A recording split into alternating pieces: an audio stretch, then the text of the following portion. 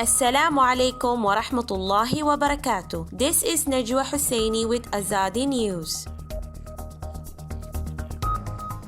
A fire incident razed few Rohingya facilities in a camp in Bangladesh. World Bank provides $350 million US grant for Rohingya locals in Cox's Bazar. Rohingya children fight back against COVID-19.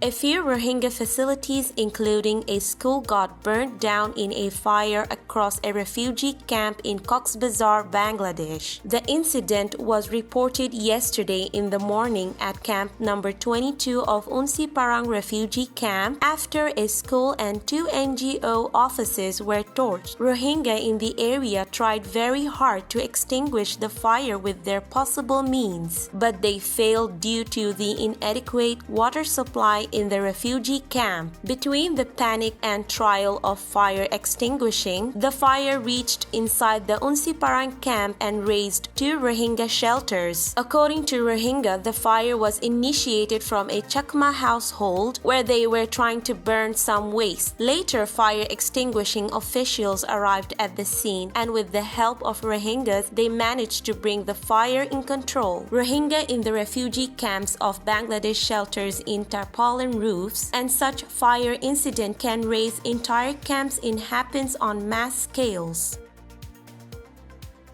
The World Bank WB has approved $350 million US in grant financing for 3 projects to help Bangladesh cope with one of the world's largest forced exodus. These grants will help Bangladesh address the needs of the host communities and the displaced Rohingya in Cox's Bazar district for health services, response to gender-based violence, social protection, basic services, and infrastructure. World Bank Country Director for Bangladesh and Bhutan Mercy Tambun said, Bangladesh has shown great leadership by providing shelter to around 1.1 million Rohingya, which is about 3 times of the local population in Teknaf and Ukia Upazilas. The $150 million US Health and Gender Support Project for Cox's Bazar will enable 3.6 million people, including the Rohingya, to have access to health, nutrition, and family planning services, as well as address gender-based violence through preventive and response services. The $100 million US additional financing to the Emergency Multi-Sector Rohingya Crisis Response Project will scale up access to energy, water, sanitation, and disaster-resilient infrastructures for the Rohingya and the surrounding host communities. The $100 million US additional financing to the safety net systems for the poorest project will help provide livelihoods and income support to poor and vulnerable households in the host communities using an existing national safety net program, employment generation program for the poorest, and scale up social assistance coverage to the Rohingya under the Emergency Multi-Sector Rohingya Crisis Response Project. The additional financing will benefit 40,000 host community households and 85,000 Rohingya households.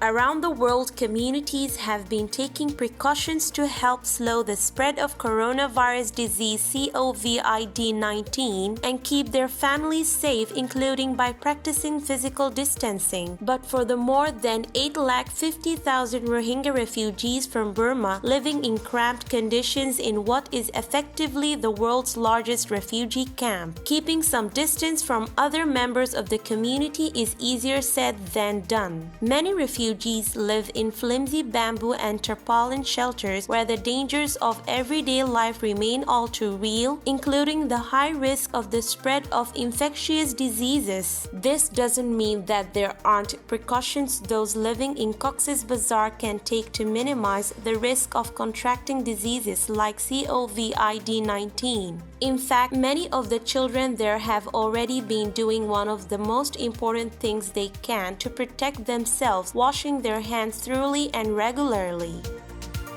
This is today's news. To get more updates about Rohingya, subscribe to our YouTube channel and hit the notification bell.